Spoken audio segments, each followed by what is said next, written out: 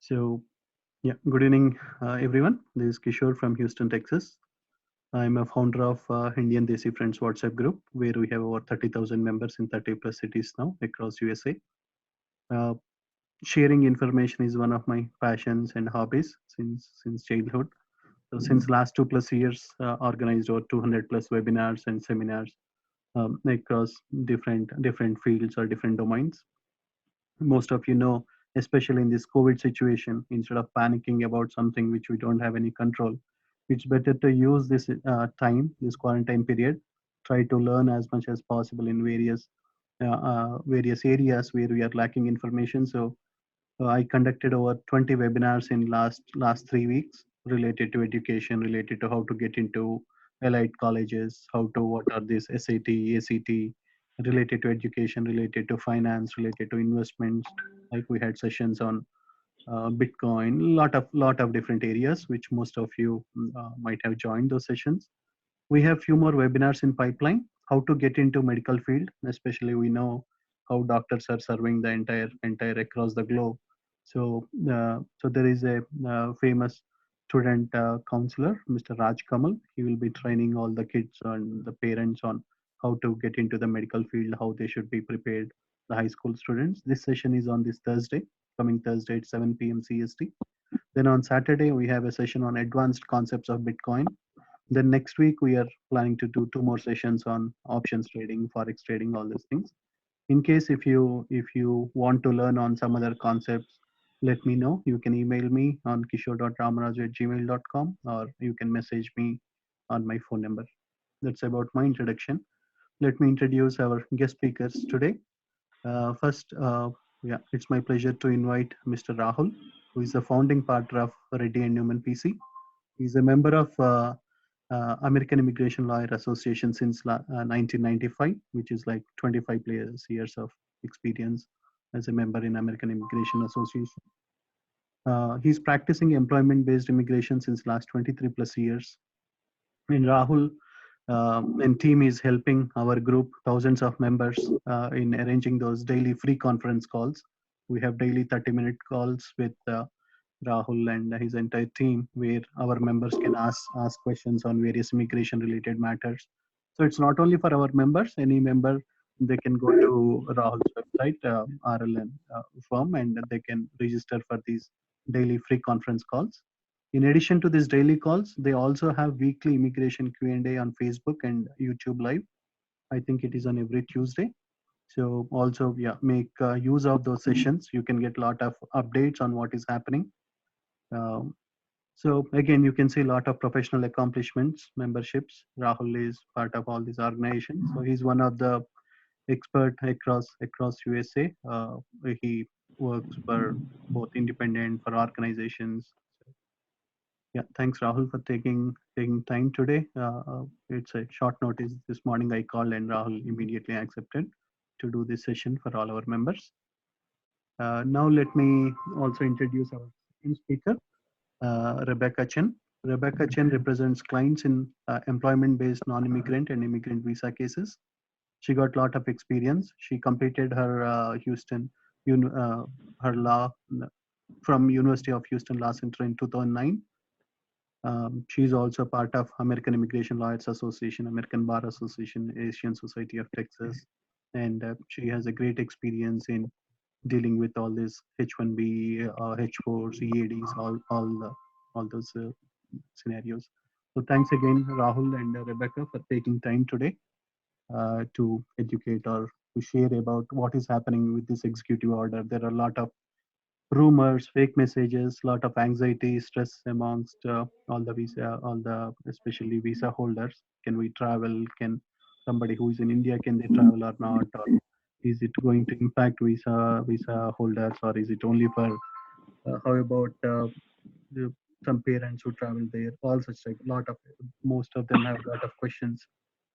So it's all yours, Rahul and Rebecca. Thank you very much for doing all this community service, Kishore. You should be given a community award for Indians, for educating all these people. Back in olden days, there were radios, TVs, but WhatsApp and other media is now more advanced than any other thing. Seems to be that you're locked out because it's only allowing only 500 members. Unfortunately, some people are unable to get in.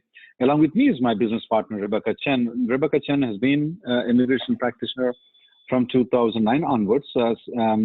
She graduated at the time when the recession period was there. But she was working for the immigration law field much, even in the high school timings too. Rebecca, right now seems to be that everybody's panicked. I mean, sky is falling down. That the Indian Indian media has been put it on like no more H-1Bs. People who are here will be thrown out of the country. H-4 cannot be extended. Is that true? Any of that is? No, it is not. I mean, we understand why there would be a lot of panic and misinformation, obviously, because the president's habit a lot of times is to make these announcements via Twitter with very little information or details. From reports today, it sounds like a lot of the authorities in charge of implementing this were surprised as well by his announcement. And so as of now, we do not yet know what the exact text of the executive order will be. It has not been released yet. And so we cannot say for sure what is and is not included in the executive order, but we did get some more details today from the president's own press briefing in the afternoon. And from what he said about, a little over an hour ago, it appears that this executive order is going to be pretty limited. He specifically said that it would be limited to those seeking permanent residence. So those applying for green cards, he specifically said that it would not affect temporary non-immigrant visa entry. In addition to that, it does sound like this executive order is targeted towards individuals who are currently outside the U.S. That, we had a clue to that from the tweet last night where he mentioned that he would be suspending immigration into the United States. And he said the same thing this afternoon. Basically, that the rationale behind it was to prevent individuals flying into the U.S. So it does seem from the president's comments both last night and today that this executive order, this particular one, is going to be limited to people who are currently outside the U.S. and those who are receiving green cards or permanent residence for the first time, which is, a pretty limited population. There are individuals that will be affected by the order if that is the scope of it, but I would say primarily the people who are outside the U.S. and applying for green cards through a consulate at a U.S. consulate abroad. Usually those are relatives of U.S. citizens or relatives of green card holders. Those are the typical applicants applying for a green card outside the U.S. So Rebecca, do you expect the people who are in H-1B, let's say their I-94 is expiring in May 20th, you don't see any problem in extending the H-1B right now, do you? No. We are still working on H-1B applications, H-1B extension applications, transfers, amendments. We are still working on all of them today. As of now, there's nothing in the USCIS website or any indication that. And what about? Do you think so that this will affect the H-4 or H-4 EAD extensions? No, I don't anticipate that it will affect H-4s or EADs. Obviously, EADs have already been affected by the long processing times. It's already not in a great state right now, but we don't expect it to be further affected by this executive order. Do you think so that this possible executive order, according to your estimate, do you think so that it might affect the people who got selected in the lottery, the ability for those companies to file the H-1B? No. So I've gotten a lot of questions about that today also for people selected in the lottery. Is my lottery selection going to be revoked? No. We do not believe that anyone who was selected in the H-1B lottery last month will be affected. Our belief is that you will be able to still file an application if your employer is planning to do so before June 30th, as expected. I mean, that's been emphasized by the president's own comments at his press briefing this afternoon, stating that it is not going to affect temporary visas at this point. Although President Trump has said that this is going to affect only for 60 days for the green card applications, right, there is an indication from the administration, according to Emily, that this may affect the people who are applying the non-immigrant visas. This may affect the B2 visas coming into United States. You may already know, guys, that most of the flights are already canceled. They're not allowing. Most of the countries are not allowing. So this, they may extend the executive order, according to our estimate, for the people who are going to travel on non-immigrant visas. Even though President Trump has not stated in the press briefing, we are expecting a series of executive orders coming out in the next, starting from tomorrow. It may be all the way until the next week. We are expecting that there might be some restrictions on the people who are entering into the country on non-immigrant visas for a period of 60 to 90 days. There is a chance for it, unless they work for companies that are in the medical field or probably in the supply chain of food. They're anticipating some restrictions, though, not a complete restrictions. It's going to be only temporary, and only some restrictions will be expected. In the next 1 week, we should be able to give you more clarity. But we are not expecting, as Rebecca has pointed out, we are not expecting any restrictions on H-1B extensions, H-4 extensions, H-4 EAD extensions, L-1s, L-2s, not even on the PERM and I-140 applications. We're not expecting any restrictions on that. Yesterday night, when this panic broke out in the middle of the night, we, Kishore and all these people, they were panicked. We conducted a conference call with no notice at all. 350 people showed up. We anticipated the same thing, that no restrictions will be imposed on the H-1B. No restrictions will be imposed on the extensions, transfers, and all those things will go through normally. However, people might already know that there is a suspension of the premium processing. There is no premium processing right now. That's going to hold still at this point of time. It's very hard for us to tell when that premium processing thing will be lifted. We're not sure about it because of the COVID situation. That may be there for a while, but we're not anticipating that there will be restrictions on filing the applications, but the processing time overall is going to be delayed because of the COVID. A lot of people may or may not be working, but that's what we are anticipating. Anything else that you are thinking about, Rebecca, that may come up? Yeah, some news outlets have also been reporting the possibility of some effect on H-1B tech workers, on additional requirements for certification that H-1B workers are not displacing American workers. So we have seen those reports also. At this time, it's not clear whether that will be addressed in the executive order that is expected to be signed tomorrow, if it will be addressed in a subsequent executive order, or if it was another kind of draft that has been sort of dismissed at this point.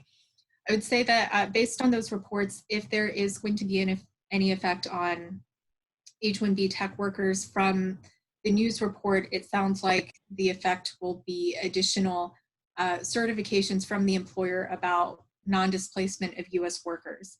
There are already existing rules for H-1B workers. Whenever an H-1B application is filed, the first step is for the employer to get a labor condition application, an LCA, with the Department of Labor. Anyone who's done H-1B is very familiar with that. As part of the existing LCA regulations, this is not anything new. There is already a requirement that H-1B dependent employers make certain certifications about the non-displacement of US workers. So that certification requirement has already been there to some extent for several years. It's not anything new. So we are expecting that if anything like that goes into effect by the executive order, it will just be kind of a strengthening of that existing certification requirement. Okay. So one more time, we reiterate that H-1B extensions are not expected to be a problem. H-1B transfer is not expected to be a problem. H-1B amendments is not expected to be any trouble. H-4 extensions, transfer to the H-4 visas is not expected to be any trouble. The quota cases are not expected to be any trouble. So as of now, for the people who are in United States, we want you to breathe fine. Sky is not falling down right now. The sky which is falling down is not on the non-immigrant visa section. It definitely is on the COVID, which we are not experts. You were already listening to the other people. Please follow their directions. But as far as the immigration is concerned, we're not expecting. Kishore, you want to take the live questions for the people who raised their hands? Kishore, yeah, let me unmute one of them. Galaxy S10. You are Hey, unmuted. hi. Yeah. Hey, hi. My question is, I have applied H1B amendment plus extension. I'm reaching 240 days by nearby. So can I stay after 240 days and work legally? You said it's amendment plus extension, or is it only extension? I heard it's amendment plus. Yeah, it's amendment plus extension. Rebecca, you want to answer? Yeah, so actually, if your application is filed as an amendment plus extension, the 240-day rule, that 240-day limit doesn't even apply to you. You can continue working beyond the I-94 expiration date for as long as the application remains pending until there is a decision. Okay. So there's no 240-day rule for you, sir. Yeah, thank you. Mr. Ram, you are unmuted. So, my name is Ram, and my status right now is EB3, and I have EAD, and my EAD extension is I have applied for EAD extension, and it is I have applied on 17th of March, and it is still not accepted.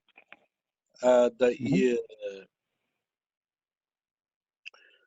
EAD, the FedEx says it is accepted and it has reached USCIS. You have not received the receipt notice yet. It's been filed in March. Okay, what's your question? My question is, I have filed in March 17th. I still have not received receipt acceptance. And what is my status right now? When is your EAD expiring? You said you filed in March. When was it expiring? My EAD is expiring on May 10th. Okay. Right now, there is a lot of delay in getting the receipt notices. It's been going on for a lot of period. It's been going on. So we have noticed that the EAD extensions, advanced parole extensions, by the time you get the receipt notice, it's taking almost a month. Right now, you have an EAD until May. We're expecting that you will be getting the receipt notice by May 10th. Since this is an adjustment of status EAD extension, you have a 180-day period for you to continue working because your EAD is pending there. You don't have a restriction that your EAD expires and you should stop working. Now, that restriction is there for the H4 EADs and a lot of other people, but not for you, Ram. That you filed in March 20th or so, you didn't receive it now. Yes, it's taking approximately 40 days to get the receipt notice. Okay. That being said, my H1 and H4 acceptance has already been received, which was sent on 25th. Well, Ram, we don't understand why you're extending the H-1B when you have an adjustment of status. That's a different issue, though. But coming to, yes, the receipt notice for the H-1Bs and H-4s is much faster than that of the adjustment of status EAD and advance parole. Okay. Kishore, can we move to the next person? Mr. Prashant's iPhone, you are unmuted now. Yes. Yep. Actually, I'm Prashant here, and this is regarding PERM application. So can we file PERM now, or will they accept it and process it? Rebecca? Yes. We are continuing to work on submit PERM applications. There's nothing from DOL right now that indicates that they are not accepting PERM applications. Yes, you can go ahead with your PERM application. Thank you. The people are also asking question, Rebecca. Are the I-140s getting adjudicated right now? I-140s Yes. are getting approved? Yes, they are. Kishore? Next question, Mr. Krishna. Yeah. My question is, I'm currently on the green card holder. I know I'm planning to apply for the citizenship soon. Do you think it's a good time to apply, or can I wait? This will impact my citizenship application if I apply now. Rebecca? Yeah, there should be no effect on citizenship applications. Absolutely. That doesn't seem like it's any part of the executive order. So if you are eligible for citizenship, I would definitely go forward with your naturalization application. Okay. No reason for you to delay the citizenship application. Although we may anticipate a little bit longer waiting time, Okay. but for you, no reason for you to wait for filing the citizenship application. Thank you. Thank you, Rob. Thank you, Kishore. Thank you, Rebecca. Pooja's iPhone. Yeah, Pooja. thanks, Kishore. Yeah, my question is, my GC is being processed in EB1 and it was filed in May of 2018. My I-140 is approved, but I'm still to file for my 485 because of the retrogradation. You think this whole situation is going to impact or delay the processing of 485? You haven't filed the 485. You are still waiting for the. Yeah. You're waiting for the priority date to become current. So your question is that will the priority date will it move forward or backward more faster? No, we're not anticipating any forward or backward, any swift movement of the EV1 category. Right now, you have to go with the cutoff dates as of the month of April.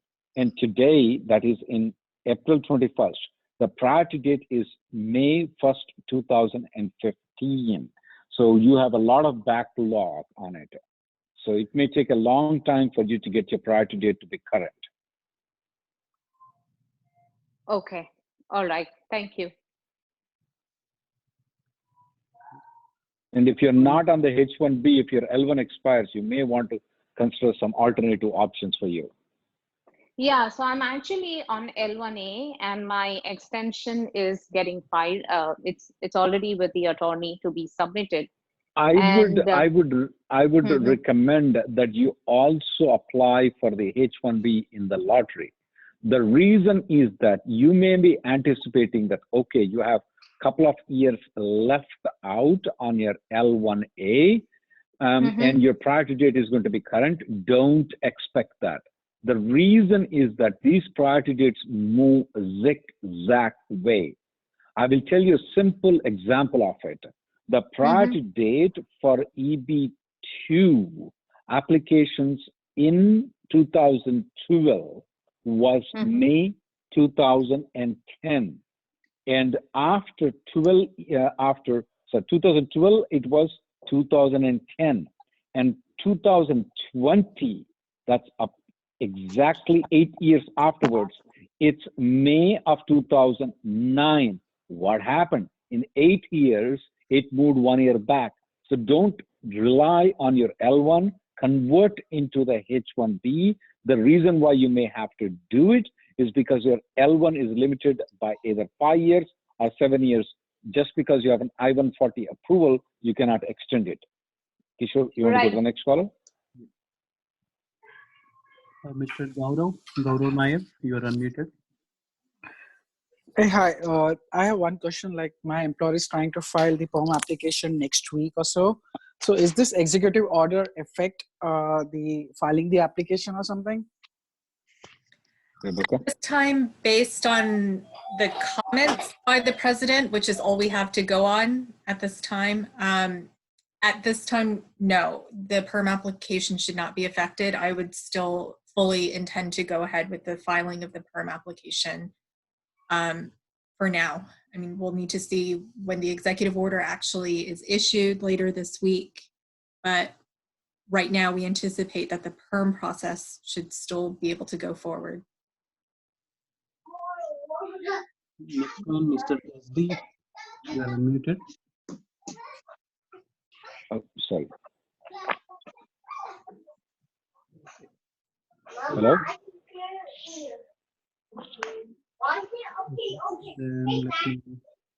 Mr. Nageshwara Raju, you are unmuted.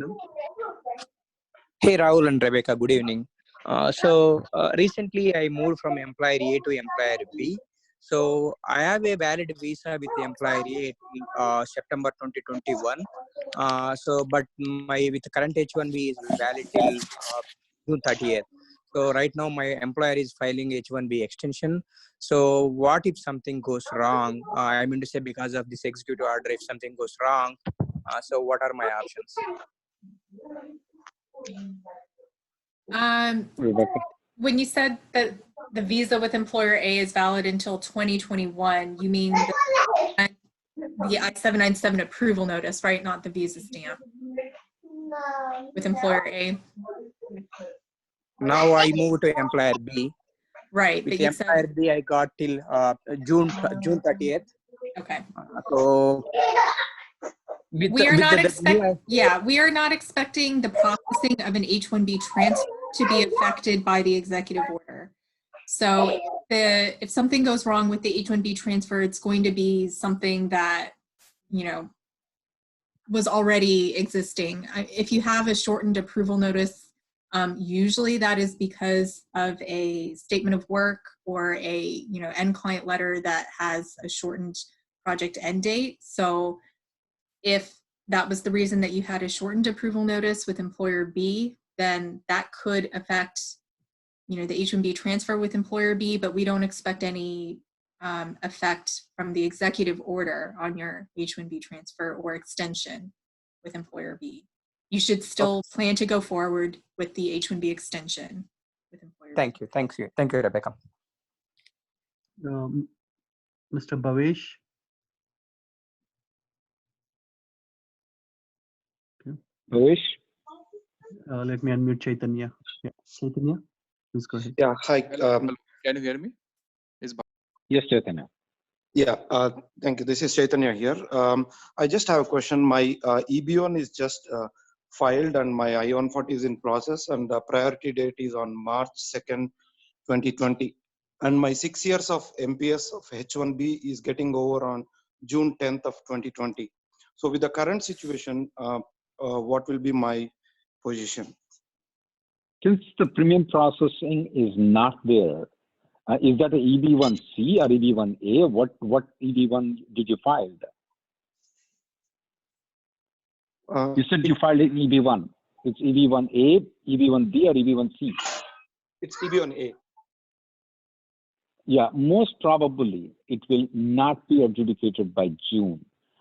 We are not expecting, at least our guess is that the premium processing is not going to be installed by June. So I would rather want you to have an alternative plan. If you don't have any other I-140, you may want to consider leaving the country. If you have a H4 option, you may want to consider that option. If that's not there, I would recommend that you leave. And once the I-140 is approved, then you may be able to get the H-1B back again. Okay. Yes. And normally EB-1A applications require extraordinary ability. I wouldn't bank very much on the EB-1A application though. You may want to get it revived by an experienced immigration lawyer to see what are the probabilities. When you plan your life, it's better, don't live in the dreams. This is one of the main reasons why you're in trouble, is that you never filed an EB-2 I-140 application. That would have been easier done. EB-1A is, I mean, I don't know you, but I'm just telling, in general, it's kind of a dream kind of thing. I wouldn't rely on that. Kishore, you want to go to the next caller? Mr. Bhavesh? Yeah, hi. Hi, Rahul, and hi, Rebecca. Can you hear me? Yeah, we can. Yes. Yes. Okay, perfect. Yeah, so due to this executive order, will it affect to the adjustment of status? What stage of adjustment of status you are in right now? Right now, I am on FB. I'm on H1 right now, but I got a cutoff date for a family-based F3 category. So, will I file adjustment of status, or will this executive order will impact it on adjustment of status? Rebecca? Yeah, it is hard to say right now because we don't have the language of the order. From the president's comments, it does appear that it's going to be towards those, quote, as he said, seeking permanent residence or seeking green cards. And of course, the adjustment of status is the last step for someone here in the United States to obtain their green card.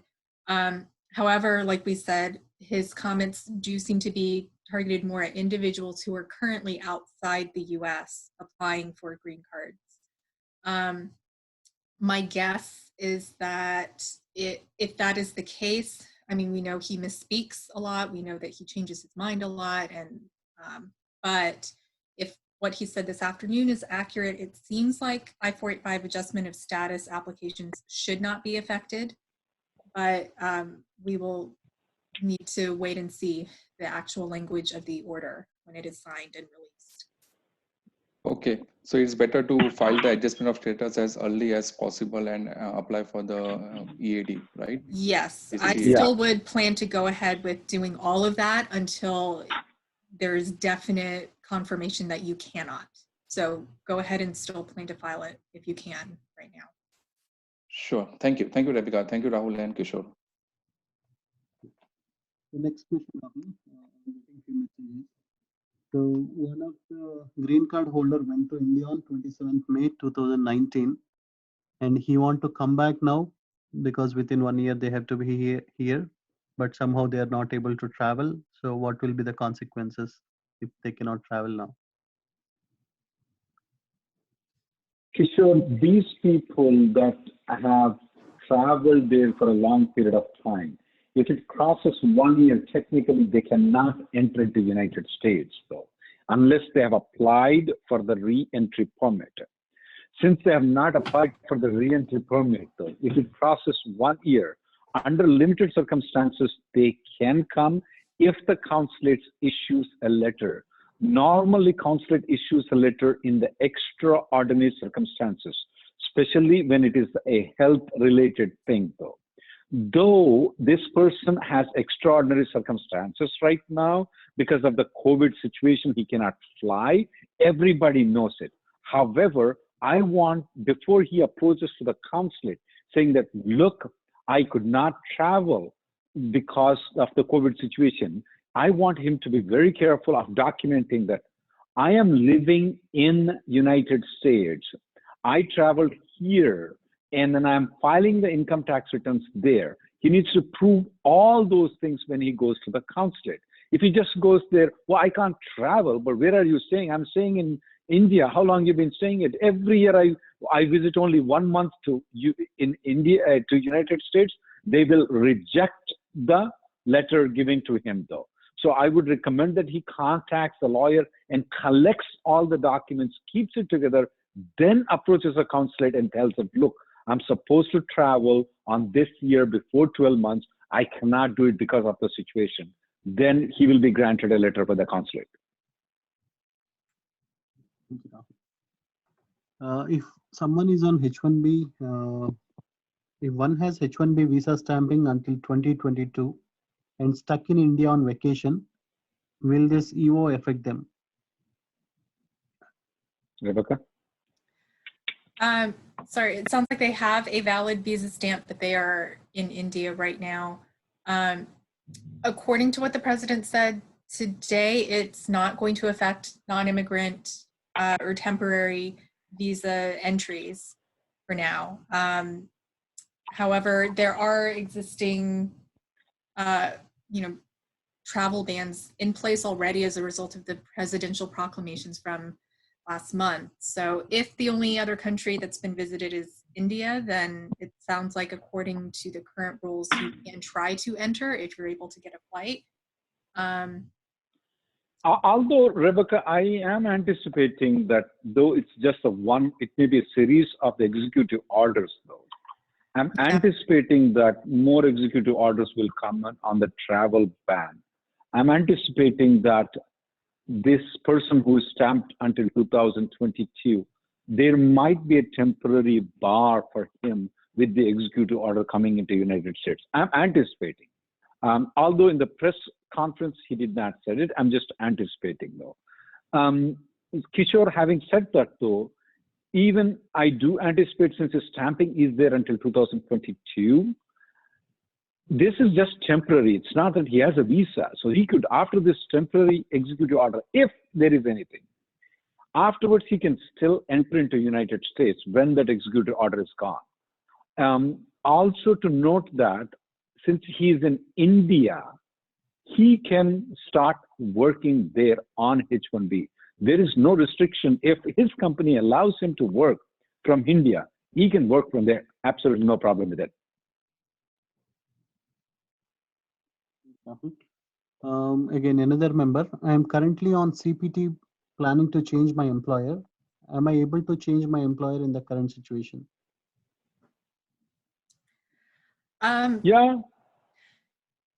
Yeah, technically. For CPT. Good with the other part too. Employer, yeah, for CPT changes of employer, technically, all you need to do is notify your school's DSO and get the new I-20 with the new employer endorsement.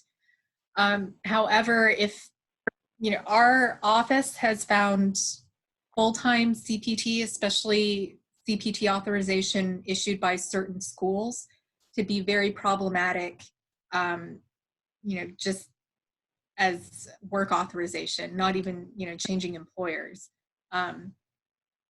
Day one CPT issued by certain schools is, definitely very problematic. We've seen issues with it for several years, for people trying to change status into H-1B, for people trying to apply for visas at the consulate. If you have full-time CPT in your immigration history, it is proven many times to be a bar to getting a visa, sometimes to changing status to H-1B. So our main issue with it is just the fact that you are on CPT to begin with is more of an issue for us rather than changing employers. Thank you, Rebecca. One more question from my member. Again, Kishore, you have to speak a little bit louder. Okay, sure, Rahul. So many H-1Bs are working from home now. So do they need to file for amendments, or is it okay without amendments to their work location? Yeah, so working from home, thankfully that is one area where the existing H-1B rules do tend to provide some flexibility now that most people are working from home. If your already approved H-1B petition was approved for a work location that is in the same MSA, same metropolitan statistical area as your home, then working from home is actually very easy. Your employer doesn't need to file an amendment. They don't need to file a new LCA. You can switch to working from home as long as your hours, pay, and job duties, to the extent they can, working remotely, as long as your position essentially remains the same. If the only change is that you're moving to your home location in the same MSA as your approved work location, that's perfectly fine. The employer doesn't need to file any additional paperwork. Thank you. Next question from the member is their EAD is expired and they are in 180. Kishore, we can't hear you. Oh, okay. Is it better, Rahul, now? Much better, Kishore. Okay. So their EAD is expired and they are in the 180-day extension period. So they are asking, like, will this executive order impact their extension, EAD extension? No, absolutely not. These people are speaking about the adjustment of status, EAD extension, guys. So no, we're not expecting that. We're not expecting any impact on the STEM extension also, Kishore. Okay. Yeah, thank you. Next, let me unmute Mr. SD. You are unmuted. Hi, Kishore, Rahul and Rebecca. So my 6 years going to expire in next year. So can I apply a new green card application to apply FERM and I-140? Yes. Yeah. When is your 6 years expiring? Next year, August 2021. Yeah, why not?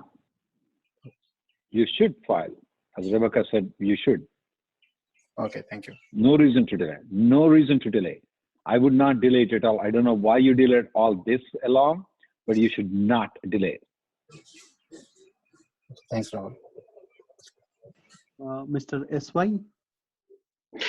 Hey, are you guys able to hear me? Yes. Yeah, a quick question. So I applied for my H1 extension, and I'm currently working on receipt. And I have 60 more days to reach my 240 days deadline. And now I got a query RFE, and we are submitting the RFE maybe in a week or 10 days. So with these delays going on, if I don't get response to the RFE before the 240 days, can I work after 240 days? Your employer should file another extension application, basically, even if you haven't gotten the RFE response or gotten the decision on the RFE response yet. Before the 240-day mark, have your employer file another extension application for you. That would essentially give you another 240 days.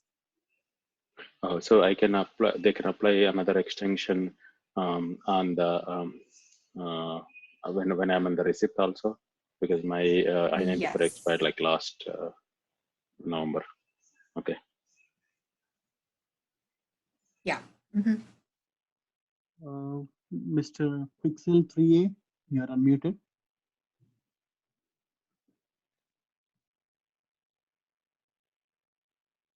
Okay, let me unmute Ashish Malhotra. Hey, hi. My L1A is valid till August 2022, and my GC priority date is May 2018 under EB1 category. I heard that Rahul, you mentioned that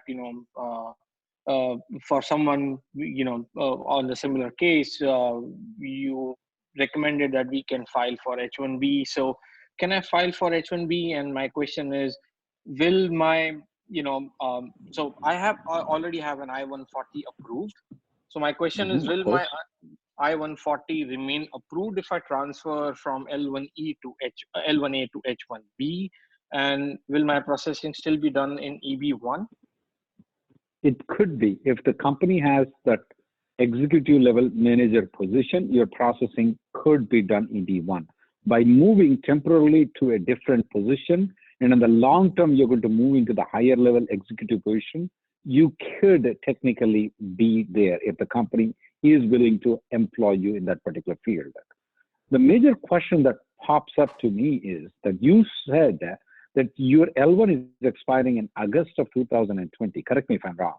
Is that 2022. your 2022? Okay, wow, that's good. You came to the conference call perfect time. I want you to keep on trying the H1B though. The reason is that don't sleep around and think that your prior date is going to become current. Remember, when you filed, probably when you started here, the prior date was current. And then how come it goes back? Is it right? How come I said that the priority date in 8 years went back by 1 year? Right. How can that happen? It's a little bit complex principle to explain how can that happen. How can the barrel of oil go $37 minus? It's the same way this one also happens. I can't explain that, but I'm just telling you that. In the No, I immigration got also you. the prior dates. Yeah. Yeah. So don't keep filing the H1Bs. Got it. Thank you. Rebecca, Rahul, any update on the 60-day extension period, 60 days to 240 days? So there are a lot of news on Telugu media channels that it got extended 240 days. Rebecca, he's speaking about if a person loses the job, the person has 60 days if the I-94 is valid. Is that 60 days extended to 240 days? No. So there were a lot of misleading media reports in the past week or so on that issue based on an announcement that USCIS made about how non-immigrants can maintain their status. There have been no changes to any of the grace period rules for people with work visa, non-immigrant work visas, so HL, EOTN visas. There is, since 2017, there's been a 60-day grace period where if you are terminated from your employment before your I-797 approval notice expires, you do have a 60-day grace period where you can have a transfer application filed for you, you can have a change of status application filed for you, or you can depart the US during those 60 days and those applications or the departure won't be considered late. That 60-day grace period is still in effect, but it has not been extended. It sounds like what news reports were getting confused was they were mixing up that 60-day grace period with the automatic 240-day work authorization extension that we mentioned a bit earlier, which is also not new. That 240-day rule has been in effect for a while now. It is not something that is that's come in as a result of the COVID situation. The 240-day rule is that if you are on H-1B status and if you have an extension of status application filed for you timely, which means the extension of status application is filed before your I-94 expires, then after your I-94 expires, your work authorization is considered automatically extended for 240 days for as long as that extension of status application is pending. Basically, it just means that people with a pending H-1B extension can continue working based on the pending extension, which has always been the case, for up to 8 months or so after their I-94 expires. That is the 240-day rule. There has not been any extension of a grace period from 60 days to 240 days. Those are two different rules, and they're the same rules that have been in effect all along. There's been no extension of grace periods or anything like that as a result of the COVID situation. The only extension that USCIS has granted as a result of the COVID situation is for RFE deadlines. For any requests for evidence that are issued by USCIS between March 1st and May 1st, the deadline to respond to the RFE has been extended by 60 days. That's the only deadline concession, basically, that USCIS has made so far. But in case if travel restrictions are not removed, so what will happen to them if they cannot travel within their period? Will that be a negative remark, or it is accepted that because of this situation they were not able to travel? That will be fine.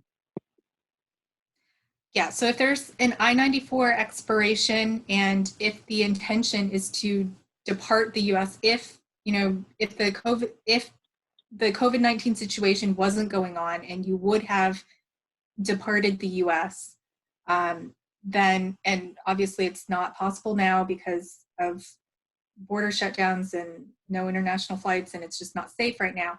Rather than just remaining in the US out of status, we recommend that you file a B2 application, a change of status application from B2, even if you were previously in H-1B status and your H-1B status is expiring. File an I-539 application for B2 visitor status. It does not allow you to work. The pending I-539 doesn't give any work authorization, and that I-539 is likely going to be pending for several months, more than 6 months, by which time hopefully the situation will have cleared up a bit and allowed you to travel by then. So it may actually, the I-539 may never get to the point of being approved, but just the fact that you have filed it before your I-94 expires is, a gesture of good faith to the government that you were aware of your I-94 end date and that you did not intend to stay in the US out of status. And so you want to get that filed and get the receipt notice. But in case if somebody already has their I-140 and if they are moving from H1 to B1, B2 Yeah. or something, will that impact their I-140 or? It should not affect the I-140. If anything, it would affect the approvability of the B2 because for a B2 to be granted, you have to not have the intention to stay here permanently, and the I-140 would be a statement that you intend to stay here permanently. But like we said, the intention is not really for the B2 to get approved necessarily. You should still file it, but it's really more of a placeholder, just saying that because of the extreme situation, you're not able to depart, and that you are just requesting this temporary B2 for as long as the situation allows until you can safely depart the US. So even if you have an I-140 approval, we still recommend you file the B2 if your intention is to depart, but you physically cannot right now. Thanks, Rebecca. Many members are asking about the stimulus checks. I think Rahul already clarified in the previous session also that should not impact any of the H-1B status, right? Or do you want to add anything there? No, absolutely. If they're in H-1B status, they can take it, absolutely no problem. And if you are in H-4 and H-4 EAD, if you're in H-4 EAD and you lost the job, you are eligible for the unemployment. OPT STEM extensions and H-1Bs are not eligible for the unemployment, but H-4 EADs and L2 EADs are eligible for the unemployment. And I see that more than 100 plus members are raising hands and asking a lot of questions. I pasted the immigration group link where we share like when there's daily immigration calls or whenever there is any update in the immigration area, like Rahul's team or one of our admins, we post that information in a regular manner. So please join that group because we have this call only until 8 o'clock. We strongly recommend people to join this immigration group by the Desi friends. One of the main reason is that if there is any emergency update, in fact, yesterday, Kishore, had, it was an emergency tweet, Trump tweets right in the middle of the night, and then people are panicked at that point of time. So with the help of this group, we were able to conduct it, and there are like 350 people that showed up. So please join these immigration groups, guys. We keep updated. We keep updating people on this. In fact, Kishore, I've been requested by many people from our YouTube. Can you give me a link where I can share it with our team, our people, audiences? They can join these groups, please. Yeah, definitely, Rahul. I'll send it to you. Thank you. And I know already we took 1 hour of your time and Rebecca's time. So thanks again, Rahul, for taking your valuable time and sharing some. Yeah, thank you very much, guys. And don't forget that we do present the YouTube every week, so you can get there the information and try to log into these immigration groups. We do conduct very regular conference calls for these groups. In fact, every day we do conduct conference call for Desi Friends group. So you can come join these groups for that purpose too. Thanks again. Thank you very much, Rebecca. Thank you. Thanks, Rebecca. Thank you, everyone. Be safe. Have a nice rest of the evening, everyone. Bye. Good night.